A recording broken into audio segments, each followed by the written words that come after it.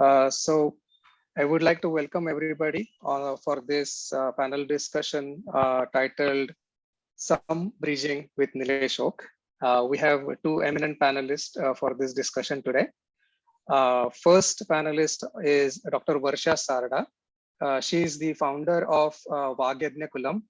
Vagyajnakulam is a Pune-based Sanskrit language learning and research center. Dr. Varsha ji holds a PhD doctorate in Sanskrit with a special focus on Natya Shastra. In her MPhil research, Varsha ji has focused, specialized in Paninian grammar as well. Varsha ji's teaching experience spans more than 25 years. And to her name, she has published an audio album titled Moda Sanskritam. Moda Sanskritam contains Sanskrit nursery rhymes that are written by Acharya Varsha ji herself. The second panelist we have is Nilesh Oak. Nilesh Oak is an author, researcher, and corporate consultant. He holds a bachelor's and master's degree in chemical engineering and an executive MBA. Nilesh ji has published 3 books. He writes extensively in ancient Indian history. His writing helps his audience become aware of the antiquity of Indian civilization. It also helps the audience comprehend, present, or defend the grand narrative for India. Unlike most Indic researchers, he builds this narrative through scientific acumen and logical reasoning. So welcome all.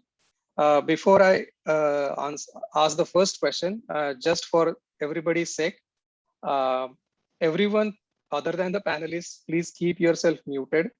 We'll hold the panel discussion for about 55 to 60 minutes. And after 55 minutes, I will remind everyone to type their questions. We will not be able to take any live one-on-one questions. So please type them in after about 55 minutes.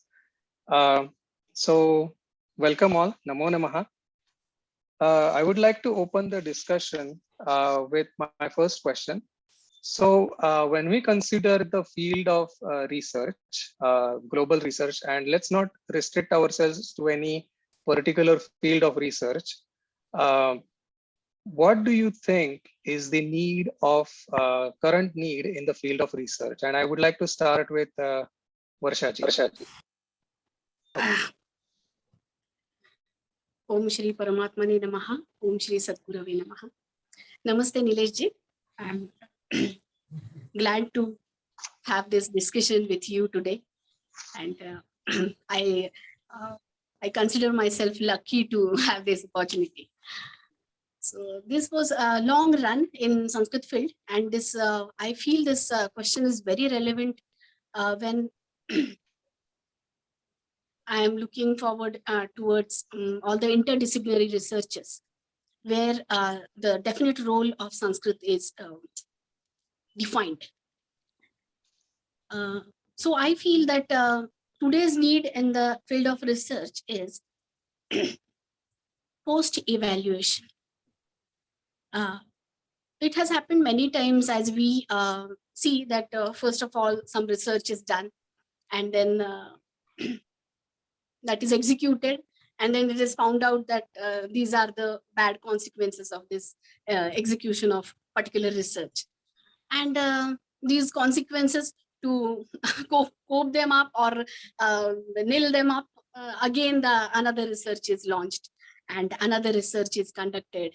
So this is going on in many of the fields, and most of times a lot of time of researchers is given to the problem solving mode.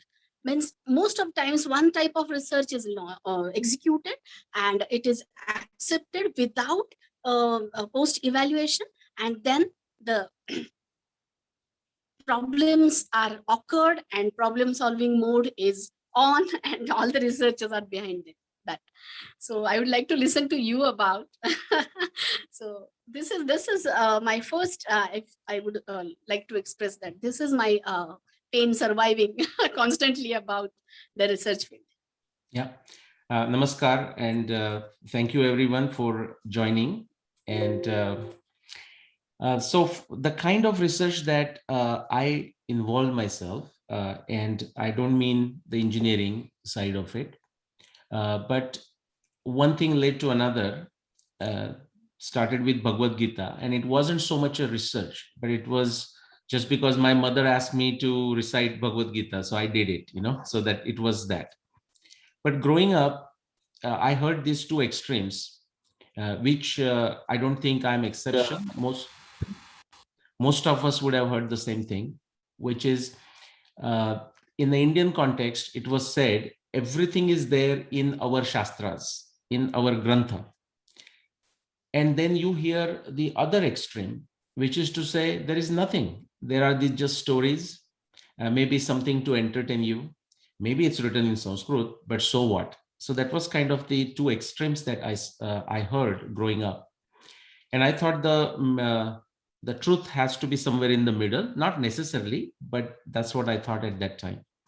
And so one thing led to another, and then I got into researching on the Mahabharata and then Ramayana, then many other texts, Rig Veda, and now into Ayurveda and so many other things. And my knowledge of Sanskrit is, you can say, preliminary or non-existent. Okay, the non-existent is the right word. I won't agree. But I started there, and then I changed that statement because I also realized that sometime I will approach someone thinking that this person is a Sanskrit expert, or they have done their education in Sanskrit. And so when I ask the question, I wouldn't get the answer, or they are more puzzled than even I am about that particular reference. And so I said, okay, maybe I'm not as bad as I think. But it is fair to say that I have no formal training in Sanskrit. Sometime during the middle school, 8, 9, 10th, one can have a 50% Sanskrit, 50% Hindi. The school that I went to, I would say very unfortunate that I had to only take Hindi. And what I mean is, it's not about the Hindi that is unfortunate, but I never developed mastery in Hindi and never had an official touch of Sanskrit. But coming back to that, answering that question, I found that as a great handicap, in the sense of anytime I go to do the research and I don't know Sanskrit in the sense of the grammar and the words. And so when I read it, I may get a directional idea, directional sense of what is being said. But sometimes that can send you on a totally wrong track.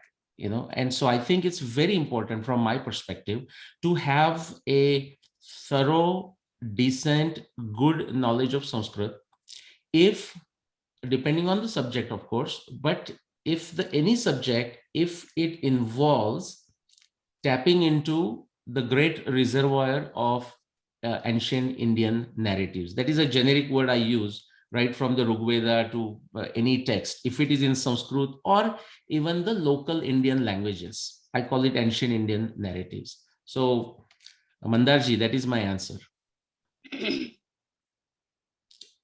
Okay, so in the first question, we focused on global research. What are the needs? Nilesh ji particularly spoke about his beginning in the research and Sanskrit cross section.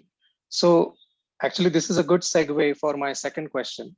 So when Nilesh ji, you or Acharya Varsha ji, when you're talking about particularly indigenous research, when I say indigenous, that is from an Indic point of view, whatever is conducted as a indigenous research in recent times, do you feel that it is conducted with a real Indic vision? And if yes, what are the difficulties that are faced by these researchers? So Varshaji, would you like to go first? I would like to listen to Nilesh first. Nilesh, okay. All right. Yes. Okay, so yeah, I'll give you my 2 cents. The way I see it, and of course, there are always exceptions. So my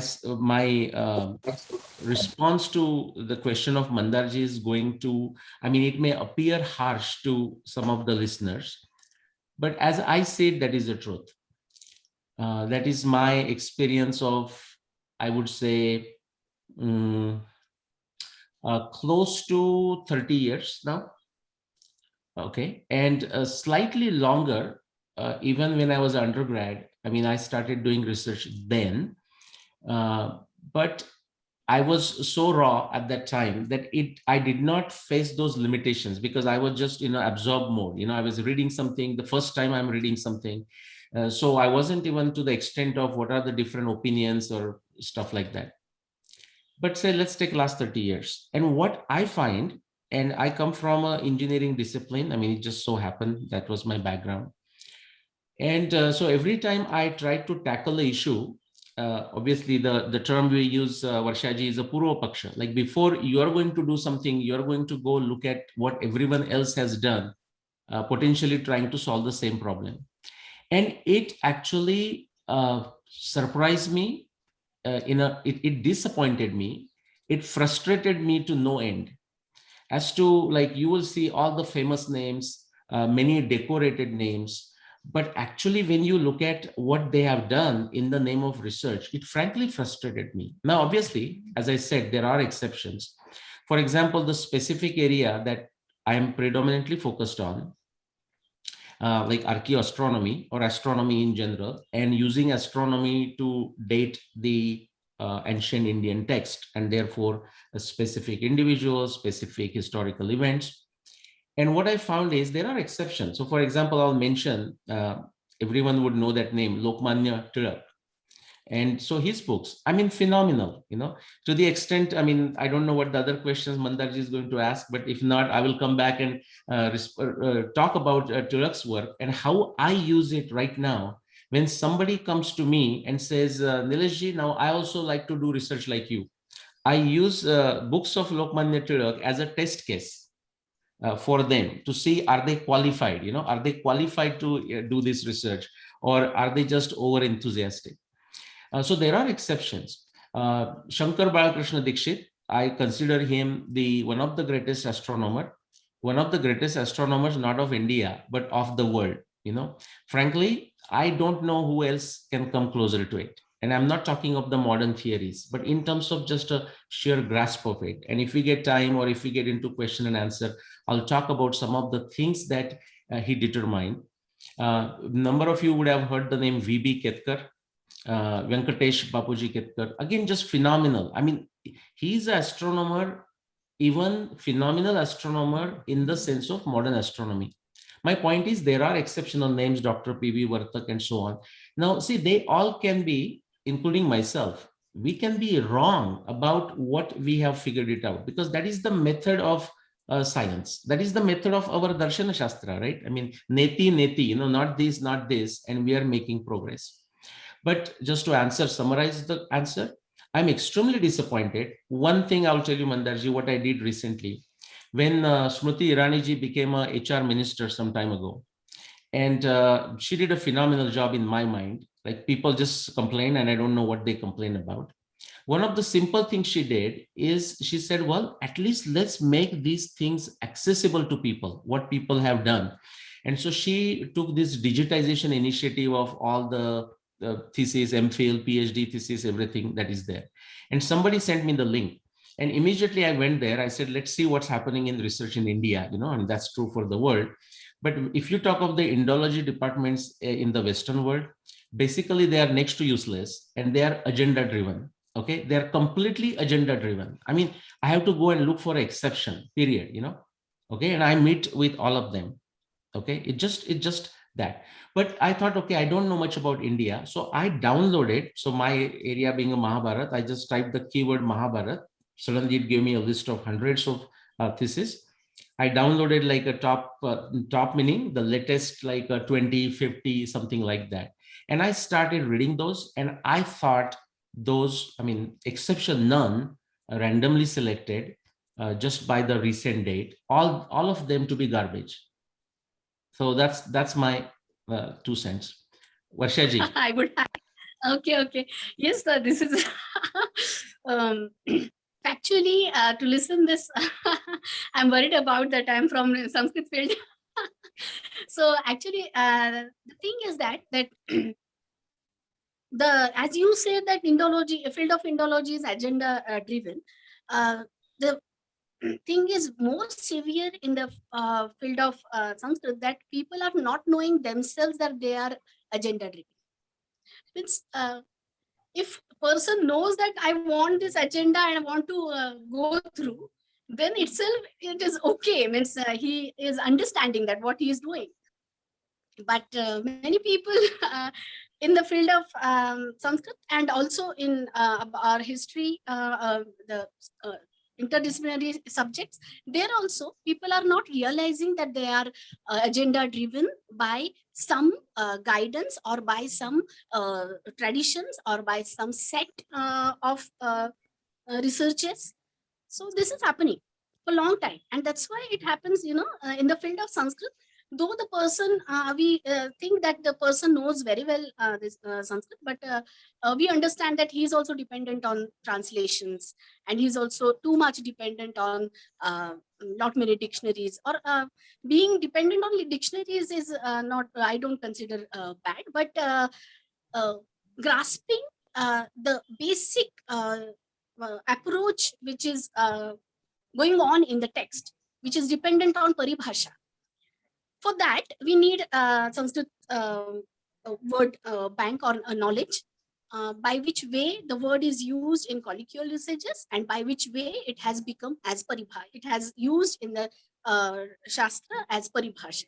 If we understand that paribhasha, then it is realized that how it is used. So this type of gap is occurring over, occurs over there, and that's why I agree with your frustration that it might happen that you are dependent on some resource and you're not getting that flavor. And this changed after spoken some Sanskrit movement in 1984, and then after having command on language, the definitions of having command on language were changed. So I feel in the field of research, this command on language was not considered what we say, it was command on written language, or it was command on translations, or command on doing translations, or if you are capable of translating, then you have command on language. This was considered. So because of that, all the common trend was set, that it was not realized superficially that a person is with Sanskrit or without Sanskrit. So I agree with this fact. Yeah, and before Mandarji, you go to the next question. I mean, I should, after my very stern response, I should requalify something I said. For example, when I said I was disappointed, Varshaji, that is because when I was looking at this thesis, I was, so this is just could be even my limitation or my specific focus. So every time I look at something, I'm saying there is a reason why this is done, why thesis is done. And many students or many individuals in India have admitted to me in the private conversations that many times they don't know why they are doing what they are doing. Sometimes it's their professor tells them what to do, which is fine. Actually, that happens here too, by the way. For example, my master's is in the polymer expertise, so now I wanted to do polymers. That's the one story, but I was just lucky. Many times I may come here to do something in polymers, and I might end up doing something in biochemical engineering by cutting the mouse and taking the cells and doing something. So that's possible. But at a minimum, I would, me as a student, I need to ask my professor why I am cutting the mouse and exactly what's the purpose, what are we going to do with those cells, and how it solves the problems of the world, or what particular aspect we solve. So that's one comment. Quickly, second comment. Some of the criticism that I just said, it may not apply if the thesis or whatever is written is from some kind of analytical perspective of somebody's commentary of a commentary, or say take Kalidasa's certain writings, like say whatever Raghuvamsha, and somebody's making a commentary, then none of this what I just said will matter. However, if somebody is doing a thesis, I think that person should always push the envelope towards some growth of knowledge, like some other insight that he or she should find or found as a outcome, as a result of their, say, MPhil thesis, PhD thesis, whatever, masters, whatever they are doing. And so if you ask the question, they should be able to articulate, hey, this is what I did, or this is something new, or this is another twist on it. And that's where I frankly felt the frustration that these people, some of those individuals I talked to, they could not articulate even after some prompting as to what was that new thing or what was that creative thing that they achieved. Okay, thank you. Yes. Yes. So I think just to summarize first two questions that we discussed, so there is some type of indigenous research happening in the field of Indology. However, there is definitely the quality of research that is getting conducted is at a compromised level. It's not at par, what you would call modern day research. And what I hear from Dr. Varsha ji is that there is a lack of Bharatiya Drushti or Indic Drushti, and part of the reason could be that the researchers, the Indic researchers themselves are not conversant with the Sanskrit language. That could be one of the reasons. So my next question is, as I see that there is a gap between the researchers, and I don't want to divide them into two camps, Sanskrit scholars versus the researchers, but there is definitely a gap. And if we were to bridge that gap, what do you see are the potential solutions? What could we do about it? So, Varsha ji.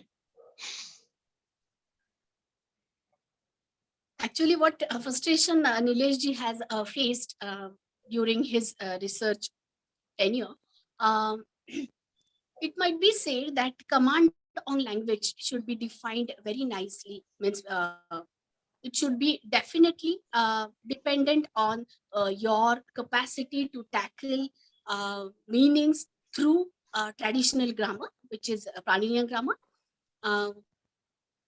where the reasoning is fixed. For example, in Natya Shastram, Paninian grammar is referred. The Natya Shastram text was ready in 400 BC. It was surviving in first century also. And we can understand that people were too much with that grammar, and all the references were understood by many people. So while studying the text, what is referred in the background is most important.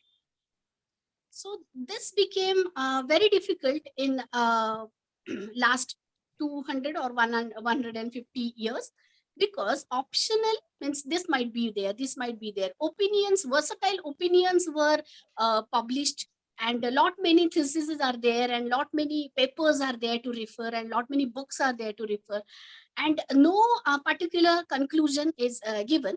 And it happens most of times that you're also supposed to say that this might happen, and I'm not sure about. So this is the trend in the field of this type of means traditional research, means the interdisciplinary research. And if we see that what kind of research was there in ancient India, it was in particular, clear paribhasha or clear perception, where tikas were written and tikas were considered. So Indic knowledge system was in the background always for all the subjects all together, and it was well defined to go further. So this is most important to revive today, to have some kind of conclusion about researches. Otherwise, making statements and might be statements is possible, but those are there always with many books, and always in a new generation, students are confused, and they will decide that what will I take as a true opinion. I don't know. And if I have some opinion, I should not state it very clearly. This is the trend actually. That's why in all the conferences, we see that people are not allowed to state whatever their conclusion is it is, you're supposed to say might be. You're supposed to say it might be. Yes. And this is the trend. Because what? Because you are not supposed to hurt anyone else who has studied it in the field, or you're not supposed to disagree with the person who has concluded something previously. But till this doesn't happen, this doesn't happen in the field of execution, in the field of science. They are executing, they are on the industry level, and they are launching many products immediately dependent on this research, is their research. And this is not said that it might be, it will happen. And whatever the problem will occur or consequences are there, those are faced. So this, this movement, or this movement is not there in historical or this today's indigenous research. And that's why the conclusions are not fixed. So what do you feel? I would like to listen to you, Nilesh ji, that this is our observation, that this is happening today. Because everyone is saying might be what is to be taken true and what is to be done. Yeah. So for textbooks also, if we provide some facts, those are acceptable or not acceptable, all will keep discussing for next 15 years. Yeah. And textbooks are as it is. So this is happening. So this becomes very, very slow as conclusions are not taken. Okay, so Mandarji, what was your, I mean, just to, so that I respond to what Varshaji said, and what was the question? Like what? So the question was, I don't want to divide the researchers and Sanskrit scholars, but there seems to be a gap. And if we were to bridge the gap, one of the things that Acharya ji is saying, that people are afraid of reaching conclusion and there is no verification. So maybe verification of that research is one of the first steps towards bridging that gap. So yeah, that was the question. What do we do to bridge that gap? Right. So that's a great question. And what Varshaji said is very insightful. I'll take even one step backwards. So first, I will clarify that what Mandarji you said is correct, that we shouldn't distinguish. So it's not like a language expertise versus research expertise. It's not like that. It's a interdisciplinary, or I mean, I'm talking here right now about my research, but I'm also very good at cooking chole and cooking rajma, so it doesn't take away my skill set at different things, right? So yes, we are together. I mean, as an individual has to know these different facets to a different extent. For the Sanskrit, again, see, I'm not analyzing it. These are my views as an external person about the perception of people who are in a Sanskrit discipline, I would say, okay, and as it relates to research. I get specific help from people, and what Varshaji said is what I experience. For example, I mentioned it to her before this talk, that if I go to some expert in Sanskrit, okay, and I take that help all the time, what will typically happen is the answer doesn't come out immediate. Some people will just never respond. That is also true, okay? And by the way, Varshaji, some people will not respond. I wouldn't name names, but those who forget about not immediately responding, but those who will never respond, almost afterwards, after 10 years, I have realized that they almost have this attitude of holier than thou. Okay, just there are people who never responded to me. And what is interesting is, but 10 years after, they have come to me, and they in a public, like social media forums, they will say, well, yeah, I want Nilesh to respond to that. I mean, why would Nilesh respond? There is something questions that, I mean, on a personal basis, I have asked. So this is just extremely very trivial aspect of it. But I always wondered why they could not respond, and the response can be in a different layer. Somebody can say, hey, you know what, I think just prima facie, I think this is the answer, like if I'm asking for a translation or something, but I would like to know the context, and that might help. Also, there are these couple of words that might have a different meaning, let me just go check. I mean, that is the answer. It's not an answer, but I know that, okay, I have a hope, as opposed to just somebody will just smile at me or smirk at me, and that's the end of it. And I'm left on my own. So that's one thing. But if we are asking the question, what we need to do different, two areas, I think. One, I think we need to talk about. One area is bringing the logical and scientific aspect of how we do research to, it doesn't matter what we do. So when I say scientific, it's not only about the chemistry and physics and in the lab, but suppose if we are do comparison, of say, what are the differences as the story of a Rama that comes into say Raghuvamsha versus Valmiki Ramayana, or what are the differences, or to what extent the story changes, or what aspect from say Valmiki Ramayana to Tulsi Ramayana. I mean, it can be anything, and still this logical scientific approach applies. Now, as soon as we say science, people think it comes from the West. No, it does not. I mean, that also how much we have to do the work here.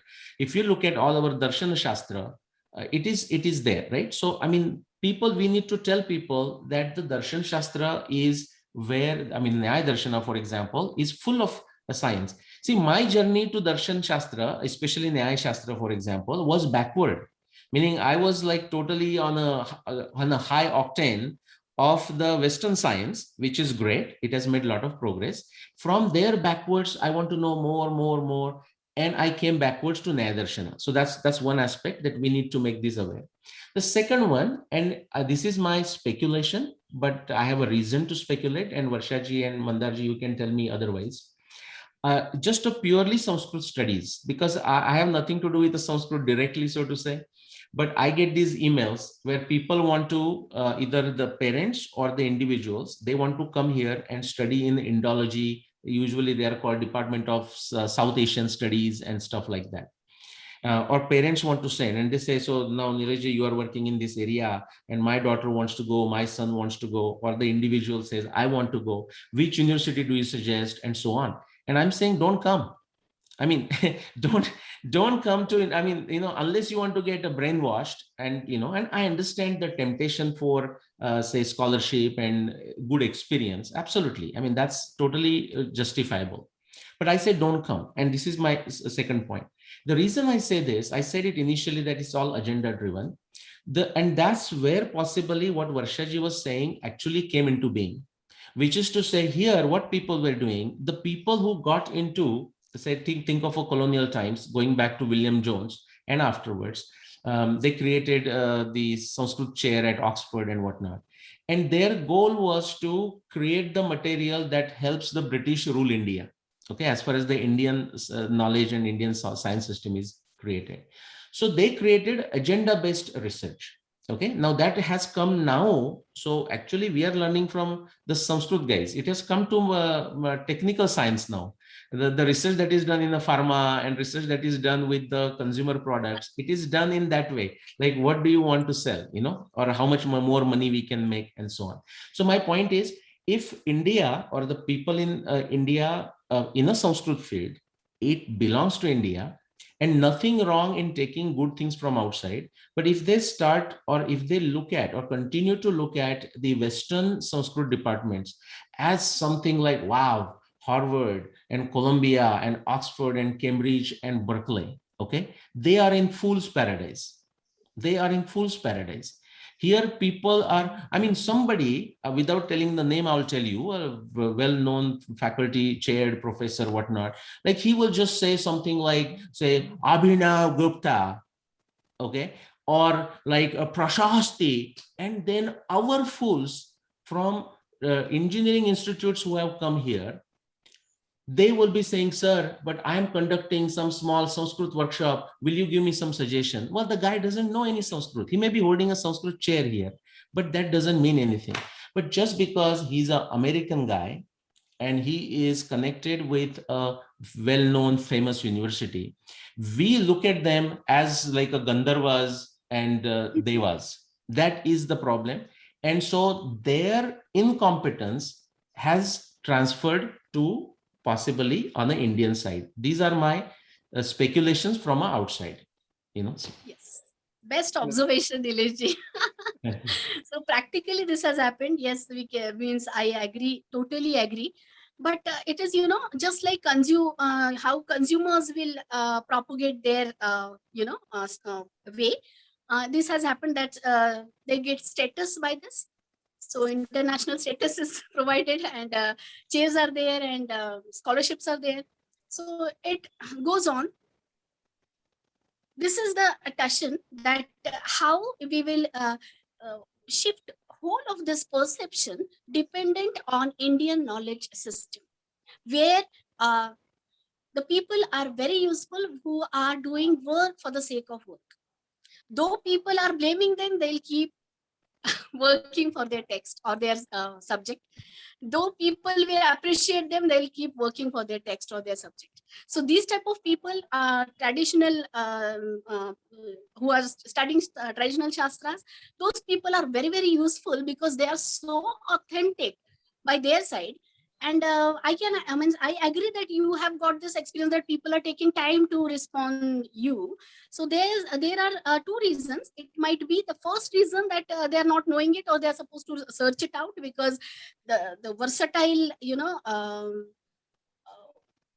what we say, contrast fields in the field of Sanskrit itself are existing. So that's why they are supposed to refer them and they are supposed to tell them. And second one is, people are worried about that by Indic knowledge system, the approach is totally different. And by consumers approach, whatever information is provided, for what is it used for, or what will be it, means what will be its consequence if I provide this information. So True. this I'll give you one example. Yeah. That my Vyakaran guru, he was Vaba Bhagwat, respected Vaba Bhagwat, and he was founder of TMV. And I used to study Vakyapadiyam from him, and I used to go in the morning every day. And so he had one experience that one foreign student, he was asking him some recordings of Vakyapadiyam, but he took 8 days to think on that what he will do by this my recordings. I don't know, and I'll have to find it out what he will do for that by this. Means though they were offering him a lot many things, he didn't agree and he took time, a lot of time. So this, this not believing in other person, this has occurred because of lot many happenings in the field of Sanskrit, that lot of information is used for wrong purposes. And this has happened till now. So it might be the hazard amongst Sanskritists that they don't provide lot of information. And third thing is that giving information, the base for the information is not existing. For example, if I tell you that if new student comes to me and he's asking, for Nama Dhatu, we need Chaturthi. No, everywhere I have heard Namah Shivaya, Namah Shivaya. Then I'm supposed to tell him that Namaha is another Avyayam, and you're supposed to say Namah Shivaya, and Devam Namami, there Dvitiya is needful. Now he won't believe in me and he will ask me the reference. Now I'll give reference by Paninian Sutras. So if I give Namaswasti Swaha Swadhalam Vashad Yogacha, then he will object on that also. He will say that from where it is, and he's not capable to understand that text also, which is Ashtadhyayi. And he will again object on that also, that do we get these examples everywhere? Then again, I'm giving you very, very simple example. If it is research oriented, then it becomes more complicated. And it happens too impossible to tell some facts to the person who is totally not knowing it. Not knowing the Indic knowledge system. So he keeps objecting and he keeps asking for references. So this goes on for 2-3 months constantly. So that's why we force them that at least you understand how the words are used in Sanskrit. Then you will understand what am I telling you. So at least you listen to Sanskrit. Then you will understand what am I telling you. So this gap survives everywhere in Nyaya Shastra, Mimamsa. Why? See, Dadna Juhoti Swarga Kamaha, at least to understand this sentence, person should know what about these people are talking. And Dadna is Tritiya Vibhakti. He at least should know that this is Tritiya Vibhakti. So this is very big gap, which is means Sanskrit scholars are suffering through, that askers are many and providers are feeling this gap, and it's impossible to state something. yesterday itself, it happened that some person, he called me, I won't say the name, but he was saying that Nagas are 5 and Samudras are no, Nagas are 5 and Samudras are no, Samudras are 5 and Nagas are 7. So I had to convince him that how Nagas are 5 and Samudras are 7, and I had to give him references. And it happened that at the place of 75, he was counting for Kattapayadi for 57. He was going wrong. Hmm. So, and he was not agreeing at all. I had to give him many references how Nagas are 5. And it happened that this is so exhausting for Sanskrit person. So at least you should know what is Naga. You should know what is Samudra, or he was asking about Ishavaha. So Ishu, so Pancha Banaha. So why Ishu is called as means Bana. So to explain this was very, very exhausting. So, so he was not knowing issue, he was not knowing Naga, and he was just wanted numbers to solve his sum, and he was worried about that. And I forced him to learn Sanskrit little bit, at least for 2 months you learn, then I'll explain you everything. So this was my need, you know. So I feel that this is the solution, that at least some, if you want something from the field, then at least some basics are to be cleared by yours, means by that person's side. So this is a very big gap. Why Sanskritists are avoiding all the people that I won't give answer. Yeah. Because it becomes, you are eating, means you are supposed to provide every information which is there, and it's not understandable, and you're supposed to teach him whole episode. So, Yeah. so this is also a problem. So, Yeah. I feel. Yes. Okay. इस So दैनिक उदाहरण का धारावाहिक में मैं बताना चाहता हूँ कि जैसे नमः के बारे में आपने कहा, जब ये पुराणों की सीरियल्स होती है, शंकर भगवान हो या गणपति हो या कोई, तो उसमें ये नमः का ओम नमः शिवाय ये On सब the ठीक है। TV. Yes, on the TV.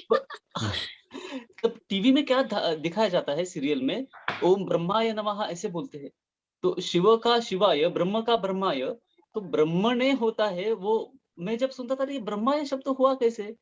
तो इस तरह से वो छोटे-छोटे हमारे दैनिक जीवन में भी वो गलतियाँ, ये समझने की एक स्तर चाहिए, वो मिसिंग है। वो गैप का परिणाम यहाँ तक दिखाई देता है मनोरंजन क्षेत्र में या किसी और क्षेत्र में आपको दिखने को मिलेगा वो उस तरह से। ये अभी मुझे याद आया नमः की वजह Yes, से, yes.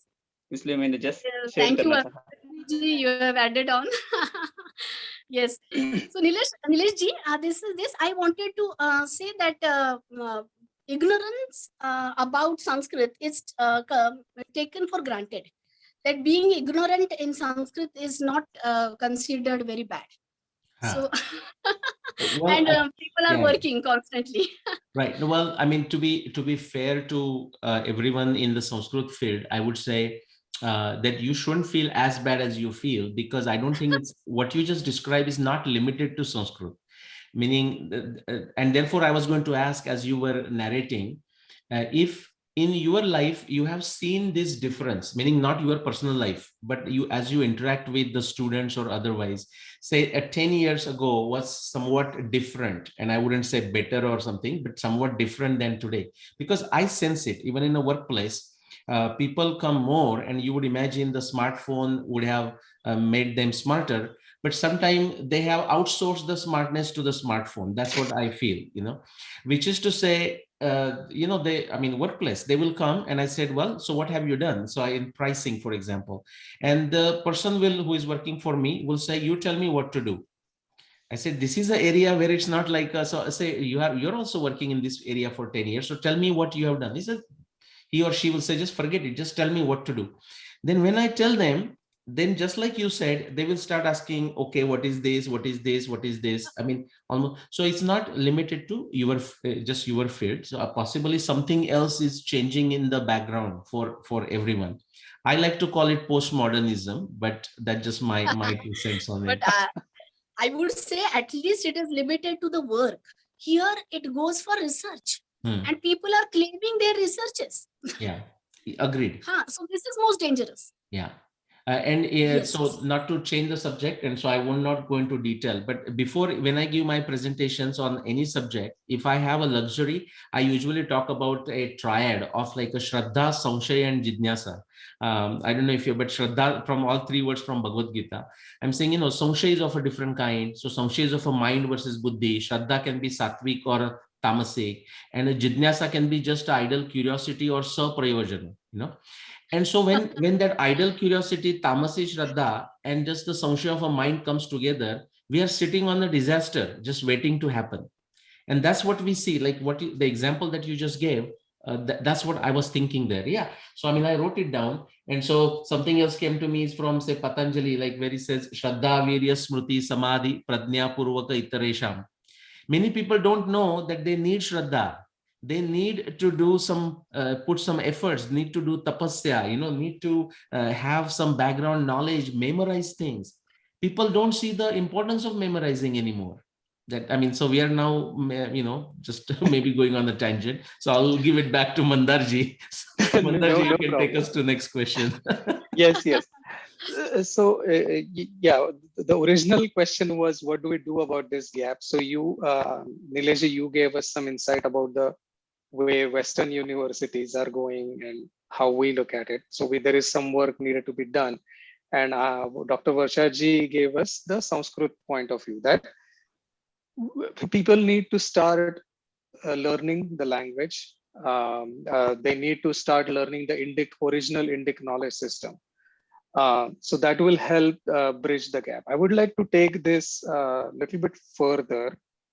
Um, so there are many ways of executing this, meaning that learning language.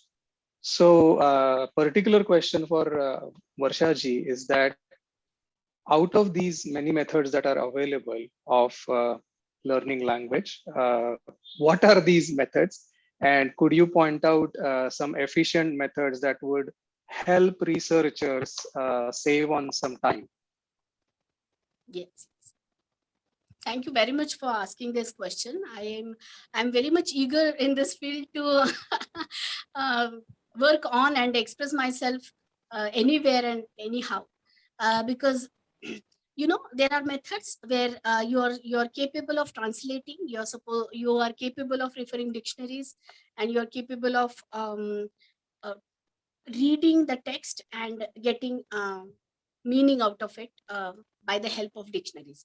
So this was a traditional method. That was grammar translation method, and it was propagated by British, and all were used to adopt that. In my school days also it was there. Another method is there, that direct method, where by small sentences we start speaking, which is propagated by Sanskrit Bharati, and it is popular everywhere. So what Sanskrit Bharati has done is a fabulous job, and I myself, I was working for Sanskrit Bharati. I owe my gurus for that. And as we came further, for 30 years, this went on, Sanskrit, spoken Sanskrit movement, speak Sanskrit movement. So it happened that people started thinking that if I express myself in Sanskrit, then I know Sanskrit.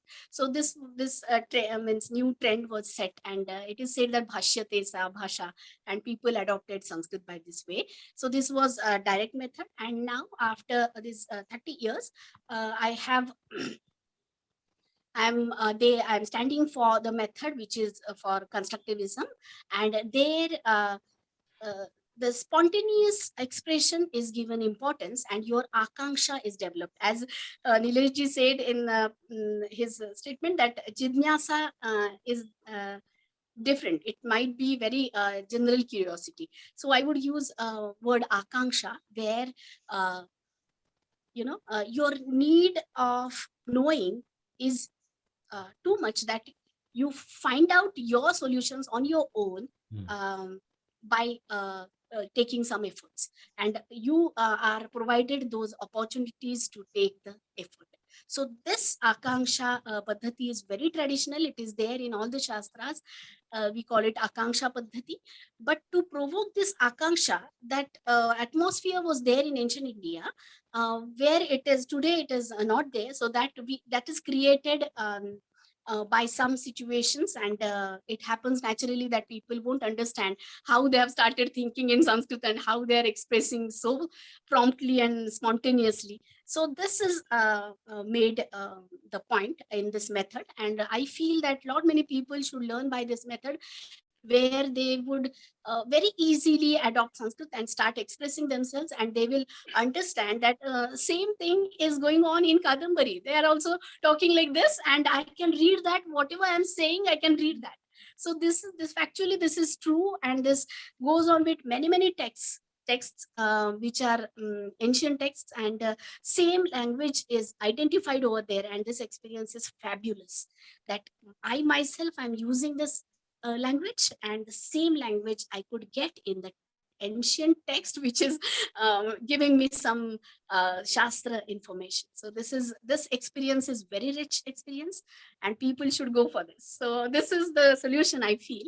And people at least they decide to have this capacity, and then after they can refer the text, but this will not stop referring or asking Sanskrit scholars questions. It happens now that if I would have read the text, if I would have understood, I would have not asked many Sanskrit scholars. This doesn't happen about our traditions, our shastras, because every shastra is having different paribhasha, and you're supposed to go deep in various sequences of granthas to have command on that field. If for Nyaya Shastra, though you are understanding the text, though you get the meaning out of it, the meaning has some background, has some terrific what we say analogy, and that those analogies are very deep, and we are supposed to understand them. Otherwise we can lose, or we can lose ourselves. So this is happening, that if I know the language, then I'll tackle everything. So this might not happen in the field of Sanskrit, but at least some scholar who has given his 30 years in the field in Nyaya Shastram or Mimamsa, what he is talking about and how he is talking about is understood very easily. So understood very easily, paribhasha is understood. So this happens. So this will take our discussions with Sanskrit scholars on the very Refined rich level.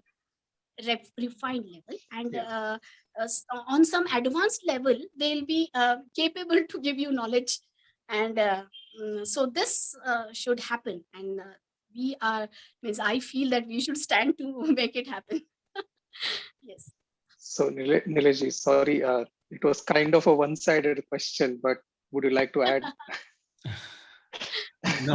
No, actually, it is a very relevant question for her. All I would add is we should, all of us should try to eliminate the compartmentalization, which is to say, so right now, for the way I'm researching, me learning Sanskrit is going to help me understand the nuances. And I was talking with Varshaji. So right now, I may think I have got everything I needed to get out of that particular shlok, but that may not be true. I mean, I am thinking I got everything out of it, but if I know this, I will get the additional nuances. The other side meaning to avoid the compartmentalization, say again, we don't want to distinguish researchers versus Sanskritists, because that's not the case. But the people who already, so I started with, say, engineering background, science, whatever you want to call it, or I started in the research myself and then learned Sanskrit backwards. Somebody who already knows Sanskrit, and if they want to get into this field, or even if they want to be the guide and coaches to the people who are doing research, then it also, it behooves that they also learn the ropes and methods of what we call scientific method or logical reasoning. That could be from Nyaya Darshana point of view, modern science, doesn't matter where, so that they also understand. So there is no lost in translation, and I don't mean just the Sanskrit translation, but when somebody asks the question, they know where you are going, because this is my other frustration. So I will ask the question, someone will say, okay, I'll get back to you in a week. And when that finally person gets back to me, it's not what I was looking for. So there is something lost in translation, and I don't mean just the Sanskrit to English or something, because they did not understand the point of view where I was coming or why I was coming. Many times they will give me something that is so superficial. It's not their fault, but that's something I had done. That's not the reason I came. I mean, I knew that. They will throw another commentary at me, and I said, well, no, I have gone through 6 commentaries and their translations. I was looking for your insights, about those specific things. Correct, correct. Okay. So this is very means it's a best point you have raised, that what Sanskritists or Sanskrit scholars should do, means they what they have means given their time for their field, and what will they say that I'll teach this to other person and then I'll die, means whatever I have done. So they know how many years are needed to complete those sequences.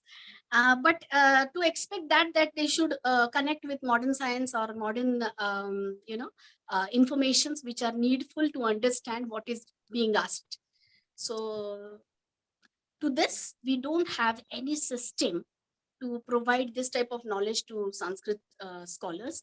So this system is to be created, Yeah. where this might happen that doctors are coming to learn Sanskrit. This might happen, but Sanskrit scholars are going to study medicine. This won't happen at any time.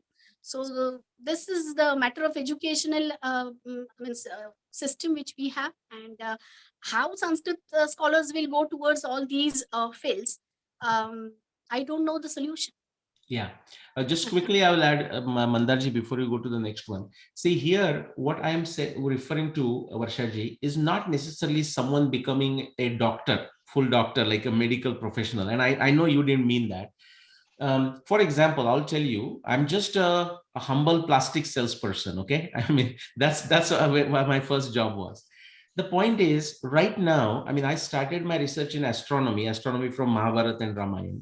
But right now, then after that, I went into the hydrology, geology, because of the river Saraswati, all the changes of their path and the way they are describing all the Ramayana, Mahabharata, and Rigveda.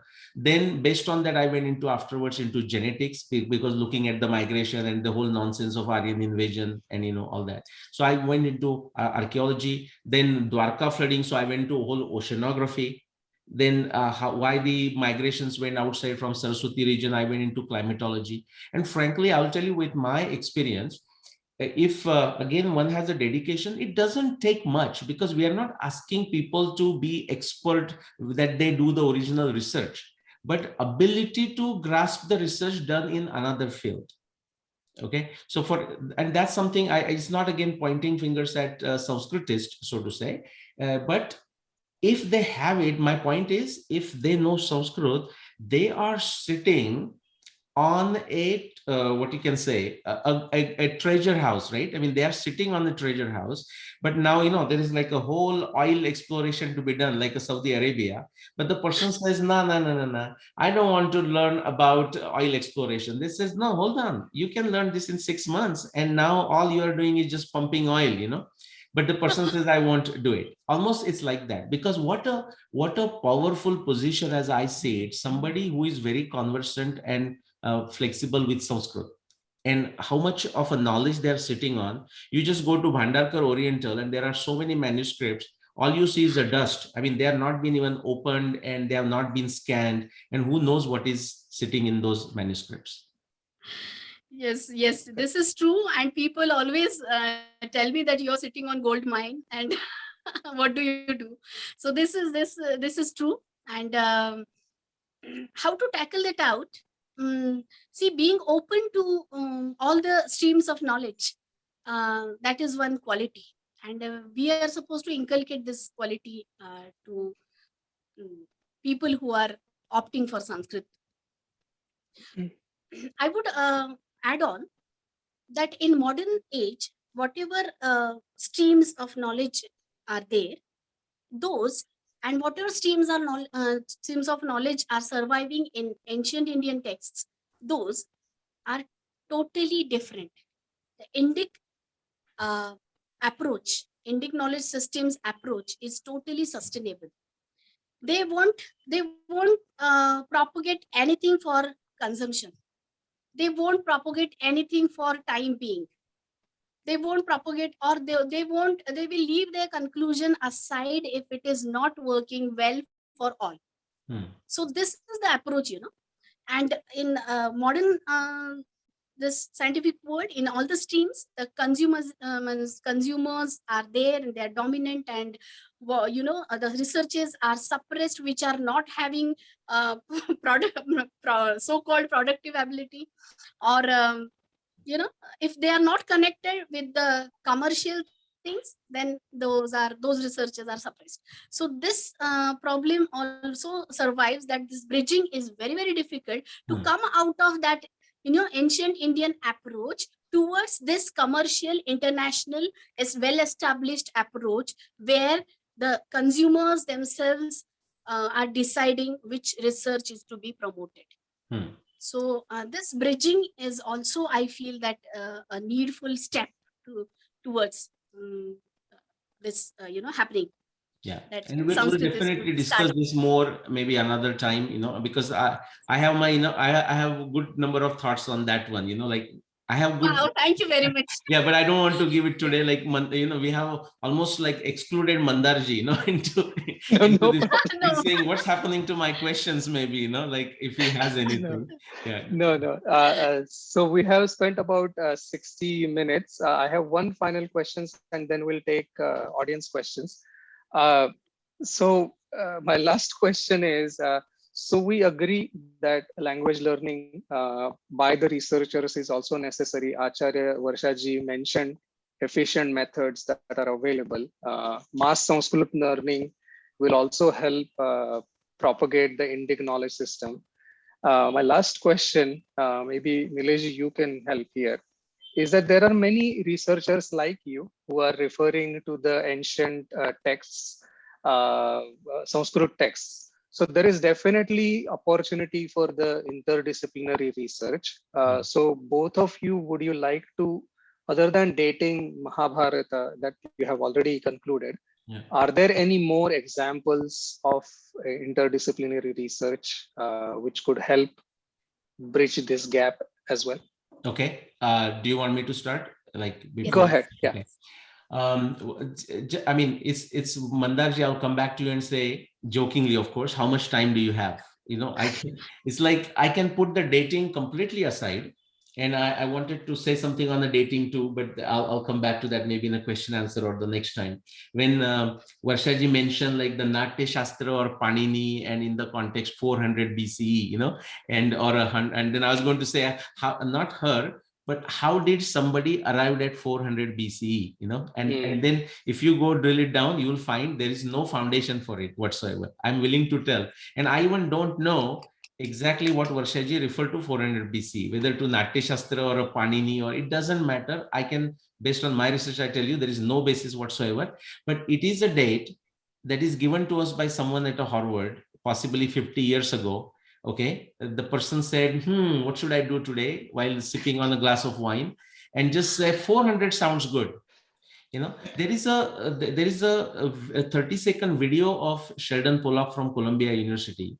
Okay, where, I mean, you're nodding head, so you might have seen it, where he says, well, I say the Ramayana happened Ramayana happened in the sense of the Ramayana was written. To them, it is just a story that is written. So that's the problem. That's where the problem begins. Okay. Yes. And it says in 150 BCE.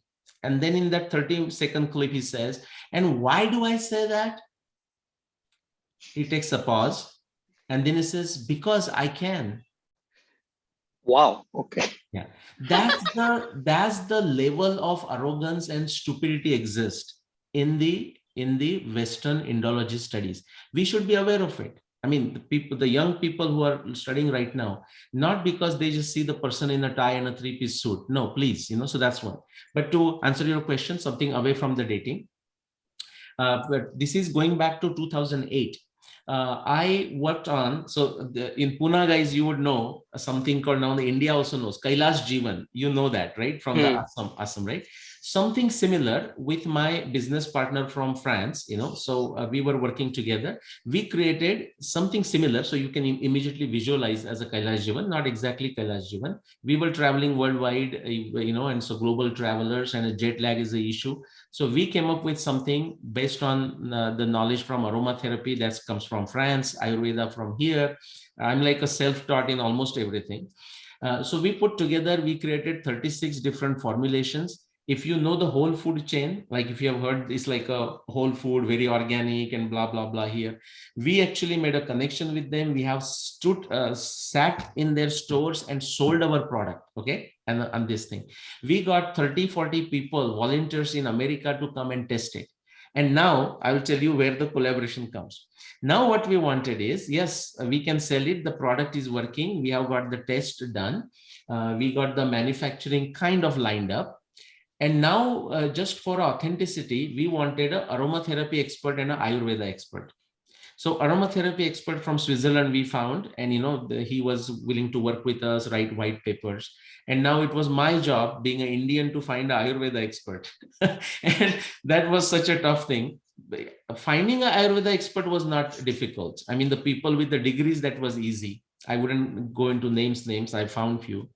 But when it came to actually explaining this concept, what we are doing, what we have done, what testing we have done, how it has worked, we showed the results with the sleep patterns. Like, we had invested in the machines. And now we wanted them to write a white paper with us, as an expert. Okay. So first thing, oh yeah, but how I have to take permission, and that just went on. I said, forget it. I will write the white paper. You just say mama, like in Satyanarayan Puja, something like this. Now they were scared of that too. Says, hey, but I mean, are you sure that everything is done in a proper way? And so again, I'm bringing this has nothing to do with the Sanskrit Varshaji, for example. This has to do with a certain level of confidence, certain level of integrity, and just you move on. Guess what? We gave up that project, and then we got busy with something else. And the reason we gave up eventually, because at least the way America works is that, the next question they will ask, and we were getting those questions when we were standing in the store and selling this product. Oh, so you are that Ayurveda expert? And honestly, with the integrity, I couldn't say that I'm Ayurveda expert, although we built it. So it would be so nice. We have some professor, PhD, whatever the right designations, and there. But the people were not willing to put their name to it, and we were not asking anything for free. Okay, so this is one example. Right now, I'll tell you just quickly another one. I gave again dating related project I did on a Sushruta. Right now, Sushruta, everyone, if you go to Google and whatnot, you will hear 600 BCE. Okay, and that is a atrociously nonsensical, unscientific, illogical date. Okay, that comes from Hunley, 1907. Okay, totally nonsensical, but it is there everywhere. So I have shown that Sushruta is minimum of 8,000 years old. Now, some of you might fall from your chairs when I say that, okay? But minimum of 8,000 years old. My point is, when I did this research, suddenly to my pleasant surprise, I am now suddenly know 50 Ayurveda Acharyas, which I wanted to know 10 years ago. And they almost think like I'm an Ayurveda expert. Now go figure the humor of it. The Ayurveda folks think I'm an Ayurveda expert. The only thing I did is a dating of a Sushruta. And I don't know anything of Ayurveda. So I'm saying there is a huge scope for any area. You just pick an area and there is a scope for it. There is a scope for it. Okay. Yeah, this is a very good point we are supposed to consider. Actually, what is that? Sanskrit coming out of academics. That is, in academics, the education might not be the education. So this you have experienced practically, and this is there. And I feel this is the effort I feel that it's to be taken. Okay. I think I am out of questions. There are few questions popping on my screen from the audience. I know one person had raised the hand. the format we want to use is you type your question, and if the questions are exhausted, we might take some live, but we don't want to take live questions directly from the audience. Type your questions. So first question comes from Sainath. Hmm. The question is directed at Nilesh ji. When if a new person wants to do a research, where should the maximum time of his or her should be allocated? Understanding Sanskrit shloka, contemplating on it, looking at a previous data, learning Shastric knowledge, or am I missing something? So where should Yeah. I mean, the question is a bit of a loaded, but what I would say is you don't begin with a specific field, or you don't begin with a Sanskrit. You begin, I mean, why do you want to research? You want to research because you feel passionate about something. There is a state of knowledge, and you say, hey, this is what people claim, this is what we know, but I don't see the connecting thing between the two. There is something missing. So just a simple answer that Professor Wheeler from Princeton gave long time ago: if you want to have a fulfilling life, he said, find the toughest problem in any discipline of life. Find the toughest problem, toughest unsolved problem, and go solve it. This is where it begins. It doesn't begin with Sanskrit. It doesn't begin with a specific field of science or engineering, nothing. It can be anywhere. It can be in agriculture. It can be in the climate. It can be in your household. It can be about how to kill the bugs, or how to make sure that the bugs are not killed. It can be anything. And once you decide, then of course the Purva Paksha, which is to say what others have done before you trying just running and trying to solve the problem, which I might have been solved before. And in the process, whatever you need to learn, you learn it. I mean, that's how you do. There is no ifs and buts around that. Acharya ji, you want to add something? Yes, I would appreciate Sainath's question, and I appreciate him also, that he's too open to go for anything for his research.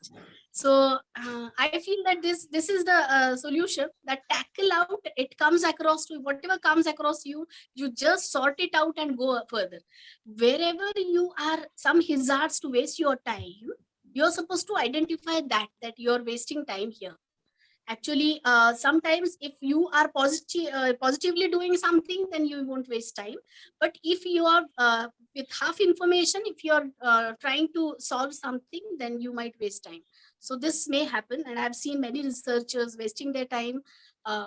In small span, they can understand lot many things, but they are not paying attention over there, and that's why they are wasting their time. So this might happen.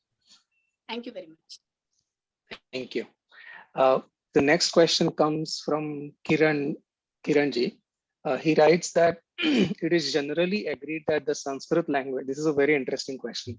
It is generally agreed that the Sanskrit language from semantic perspective, Paninian grammar, is the most suitable language or framework for computer and AI, computational linguistics. So why is there no adequate push for Sanskrit by the international community, which could give impetus to learn Sanskrit language in India?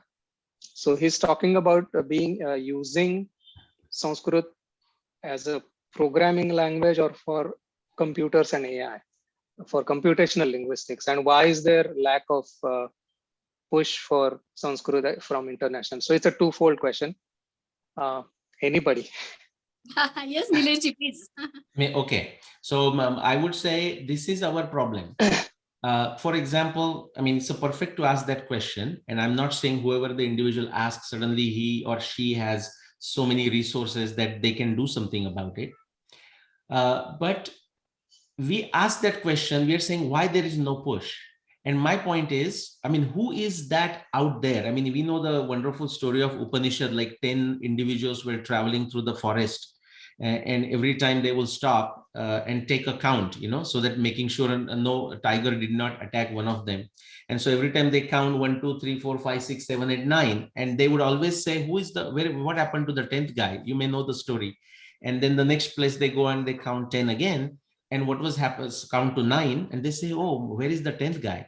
And every time they were forgetting themselves to count. I mean, that is the story comes in Upanishad. My point is, When we say, and this is not to point at the person who asked the question, and thank you for asking the very important question. When we ask why it is not being pushed, when we turn that into a passive voice, that is our problem. Okay, always ask the question, what am I going to do about it? Okay, and you'll say, come on, but I'm just a simple guy. Oh, as a simple guy, you can do it. Do you know Sanskrit? Do you know computer? Okay, what can you do as a very simple thing? Like, can you do auto translation using Sanskrit? Or try to figure out, I heard that. I mean, in the question, in the statement was there that Sanskrit seems to be a suitable language, Paninian grammar, and just say, okay, is there a substance to this argument? Like, can I find one example why Sanskrit is more suitable as this computational language than other languages? Can I come up with this? And if I just find that point, can I go around wherever that person is, or these days through social media, and talk about it? Hey, here is why Sanskrit is the better suitable language for competition. I mean, somebody has to start there. And I'm telling you, if that is done, there is a pitcher and catcher we talk about in a baseball language here. If somebody is doing this, there is somebody who's listening to it. Like how, for example, say Varshaji and Mandarji, we connected. We honestly don't know how we got connected, but somewhere we saw each other read something and so on. So after we got connected, I went and saw Varshaji's presentation at Pondicherry, or that festival where she's singing with the children and all of that, right? So now I didn't stop there. So now that I know you guys, I want to see what you guys do. I just went there, typed the name and YouTube. Now I know more about Varshaji than she knows about herself. I mean, that I'm just jokingly saying that, by the way, but that is I know your jokes. Right. But that is the power that we have with the social media. So again, not like hitting at the person who asked. Thank you for asking the great question. We have to literally hold the bull by the horns. If we have a question, see, these are all opportunities. The very fact somebody thought Sanskrit can be a suitable language, or is thought to be a suitable language, why are we not pulling? If I had a time, I would go and vent about what happens in Delhi. I would not do that today. Right now, my team is in Delhi last 1 week, meeting with different peoples, and various ministries and whatnot. And people so those people look at us and says, guys, we have a hope that you will do something. My God, I mean, these people are sitting in the power center there, and they are looking at us, just four individuals. That's sometimes frustrating to us, but we say, okay, maybe we are the ones, we are the ones who have to do it. So if you do it, I think there are pitchers and catchers. If you show there is a spark, there will be people to accept it. There will be people to give a funding, but the hard road is ahead, and you should be very excited about it, if you want to do it. Yes. Excellent point. Acharya-ji, do you want to add? Yes, as this point is raised, I would like to make it clear that this is definitely clean and clear that how Sanskrit is good for computing and for coding and all. But the examples are to be executed, and the consumers are to be created who will use it. So this is very means a big political issue, and we have put some steps towards through Vagyanakulam, and I would like to say that in early future we are looking towards Shardula AI, when government initiated startup who will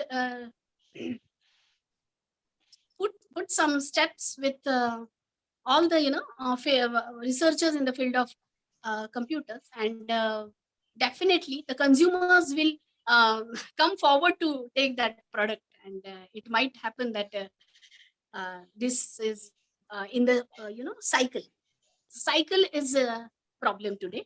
Cycle is not there, so consumers are not there. This is very big politics over there, you might say.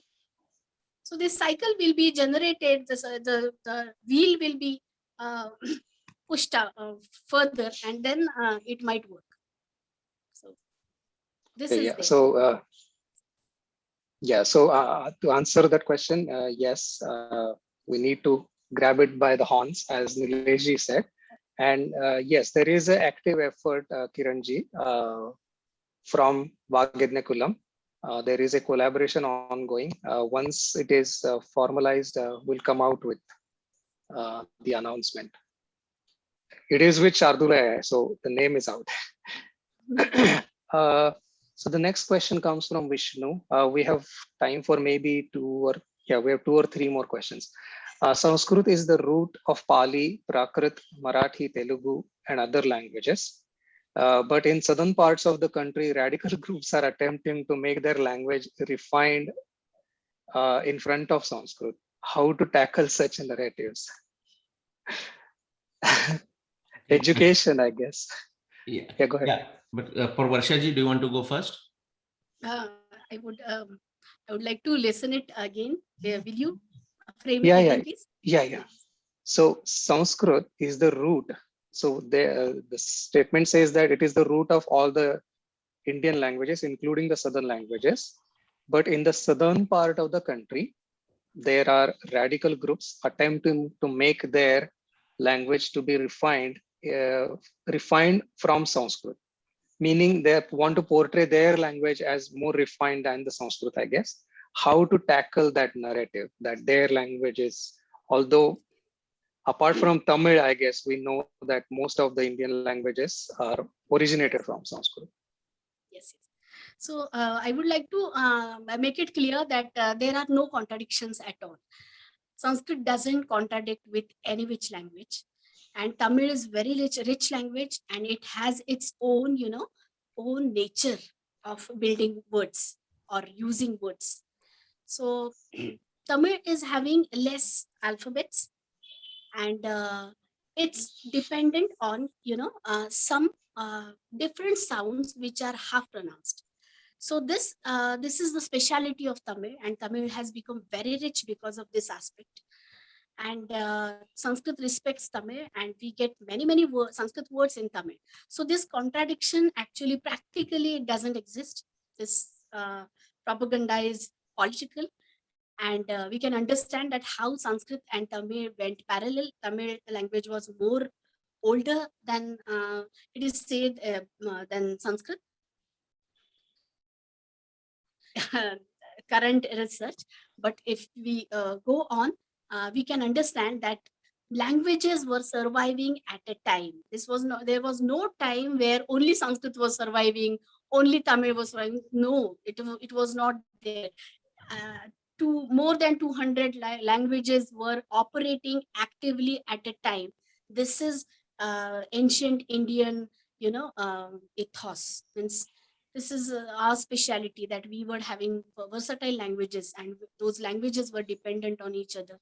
And Sanskrit language is Sanskritam, so which was giving some system, very fixed system to each and every language.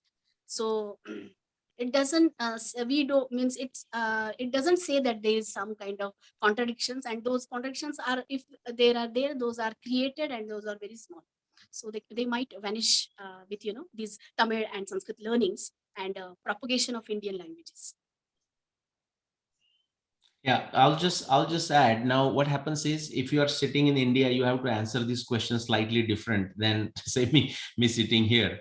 And I'll tell you for a reason, because there, so yes, those languages, I mean, every language is different in some fashion. It is also true that the Tamil is relatively distinctly different, relatively speaking, within the Indian genre. Having said that, I will also say, if you think of the cultural similarities or the loan words in the different languages, both ways, that is happening. I mean, that has happened for a long time. And this whole Tamil being a very separate, unique, and some in a very special way, something very special, like, for example, this is essentially the brainwashing that has happened. I mean, I know the whole history, I won't go there, over last 200 years, okay? And I have hundreds of Tamilian friends. I'm working with them. I have 2 talks today, and they are with the Tamil groups, for example. But what happened is, many of them, not all of them, many of them have totally bought into that propaganda. That is also one problem, okay? Totally bought into it. But what to speak of just Tamil? If I tell you that the English comes from Sanskrit, people will laugh at me and scoff at me, okay? But actually, my friend Jeffrey Armstrong, and the more of you can check it online, somebody who is studying, who is very fluent in English, multiple languages, also Sanskrit, studying for 50 years. He's 75 years old, studying for 50 years. You can tell him English word, and we do this once in a month or so for 3 hours. He will ask me English word, and he says which Sanskrit word it comes from, and he will just make a connection. Those of you who might be listening, so I'm just going away from Tamil, see, oh, how are we going to solve the problem? Well, I don't think that's even a subject today. And Varshaji and myself we are not going to solve the Tamil problem, okay, that's much bigger. But people are creating their own problem. Again, one thing I will suggest is we are talking language, we're talking research, but even when asking question, and any question is open, but it's also important to relate or focus on a certain area that is relevant to what we are discussing. We shouldn't, that possibly I see as an Indian problem, we shouldn't always try to boil the ocean, no matter what. For example, I saw the question, and it's a very humorous and nice question, like, what about my name? Like oak, that day, I saw in the list there, that's like oak tree, they know. And my answer is, you know what, that oak is the same as the Chitpavan Kopanastha Brahmin, same as Madhuri Dixit, guys, okay? Same as Madhuri Dixit. And we were in the same as, of course, Mandar Gokhaleji there. And we were and Madhuri and myself were in the same college. She was just ahead of me, okay? I continued to study. She continued to not study, but go into the acting, No, I mean, these questions, sometimes it's okay to ask, and it's a fun and it's a humor, and don't think I'm a serious person. But our side, our challenges are so huge, also the opportunities, therefore, that I think we also need to develop this finesse in what questions we ask, So, so what? Just move on, it, by the way, it comes from Andhra Pradesh. It's like AWK, old AWK, from the Jwalapuram area, where we get this. Sorry. So I would say Tamil is not an issue, but even most of the language, all the languages of Europe, okay, even the Slavic languages have a Sanskrit component. And less so, sometimes the Germanic slightly less so, then Latin has a lot more.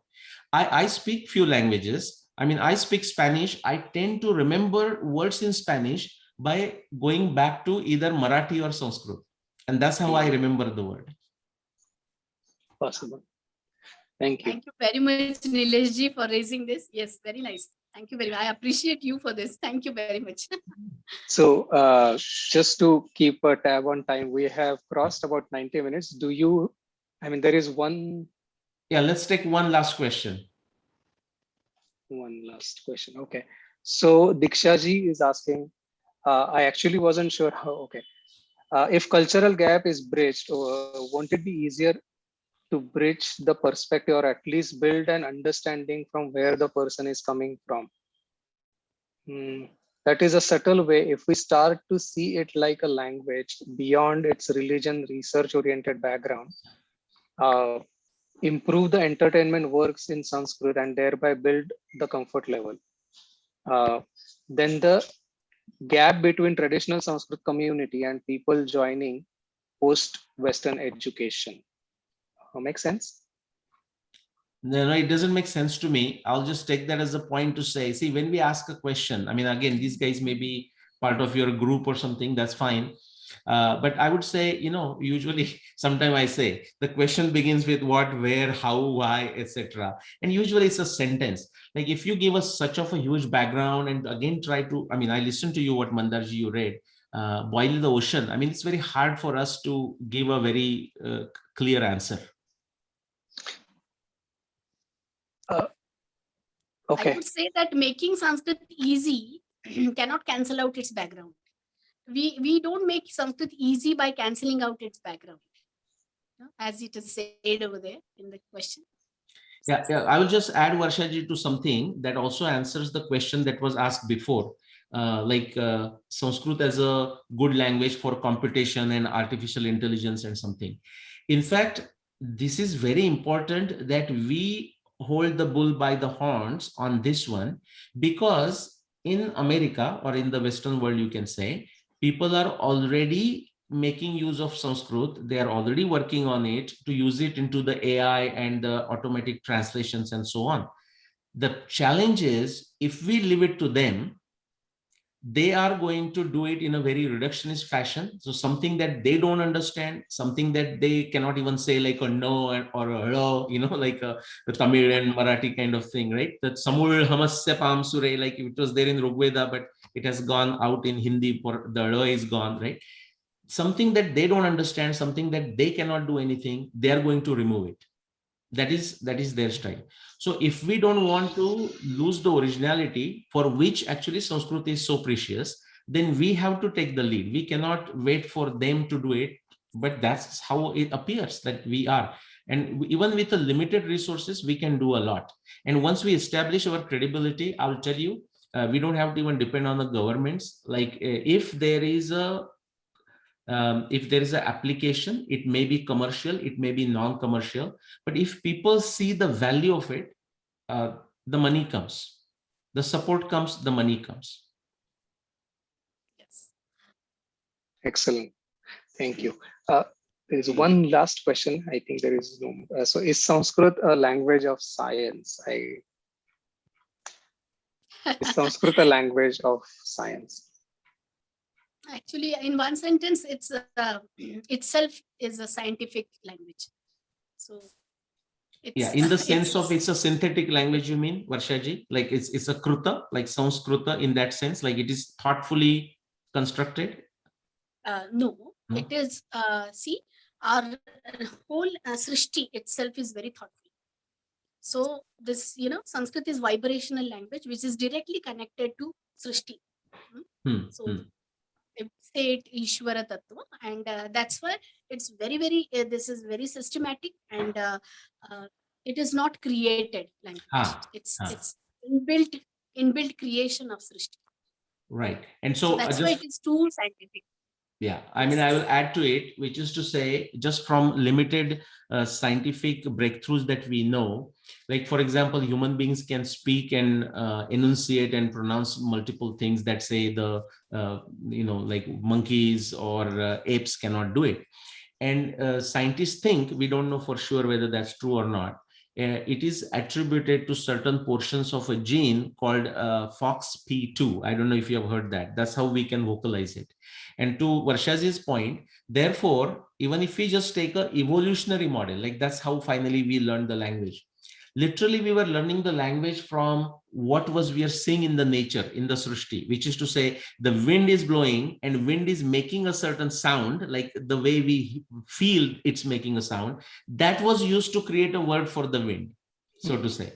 And that was same thing for the fire and same thing for the this. So in that sense, it's very natural evolutionary language of that kind, because the original, I mean, Sanskrit was formed when for a humanity, the language was being conceived.